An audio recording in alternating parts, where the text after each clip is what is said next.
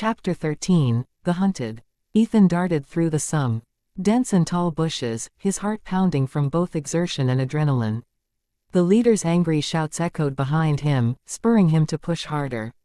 The dense forest seemed to blur around him as he focused on finding a place to hide. He finally spotted a large tree with thick foliage and quickly made his way toward it. Breathlessly, he squeezed himself behind the tree trunk, hoping the thick canopy would obscure him from view.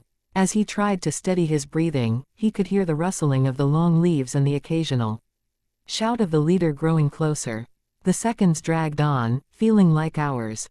Ethan's body ached from the earlier fight, and his mana reserves were critically low.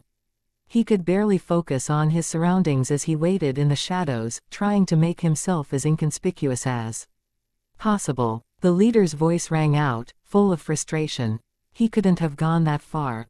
Go, spread out and find him, he said to his underlings. Okay, boss. They all spread out in different directions. Ethan held his breath as the sounds of footsteps and voices circled the area. He already guessed the thug leader must be a D-rank hunter, a formidable opponent with far more experience than he had. Despite his best efforts to stay hidden, Ethan could feel the leader's presence growing nearer. The man was real persistent, his footsteps methodical and deliberate as he searched for Ethan. After what felt like an eternity, the leader's voice cut through the air again. "Ha ha, I know you're here, brat. If you come out on your own, and I will give you a quick death." His expression was arrogant, as if victory was already in his grasp. Ethan's heart sank as he realized that the leader might have picked up on his scent or something. Well, anything could be possible. Does this mean he was nowhere safe now? He clenched his teeth, trying to remain calm as much as possible. The bushes rustled violently as the leader and his underlings pushed through, searching every nook and cranny. Ethan could hear their frustrated murmurs and the occasional snapping of twigs underfoot. Suddenly, the leader's voice grew louder, more determined. "He's behind this tree. I can feel it. Go, and check it out," he said to his underlings, plastered with a manic grin, as he pointed towards Ethan's location. Ethan's pulse quickened. He understood he couldn't stay hidden forever. The leader and his underlings' footsteps drew closer, and Ethan prepared himself for a fight, despite his weakened state. He gripped the borrowed sword tightly, ready to make a last-ditch effort. The leader emerged from the leaves, his eyes narrowing as he spotted Ethan. A cruel smile twisted his lips. "Hee, found you, brat."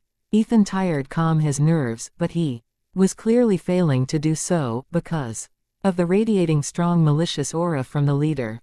The leader chuckled darkly. "You're dead, brat." Before Ethan could react, the leader's underlings surged forward, their eyes filled with malicious glee. They grabbed Ethan roughly, their hands closing around his arms and legs. Despite his struggles, the thugs were too strong, and Ethan was quickly subdued. "Let me go, and I will give another sword like this," Ethan shouted, but his cries were met with laughter. The leader stepped forward, his expression a mix of satisfaction and contempt. "Brat, I don't care about your swords anymore. You thought you could just walk away after killing one of my underlings. You're going to pay for what you did," he said menacingly. With brutal efficiency, the thugs dragged Ethan back through the forest, arriving at the same place where the thug was killed by Ethan. By the time they arrived, Ethan was already exhausted, feeling the pain in his body. The leader tossed Ethan onto the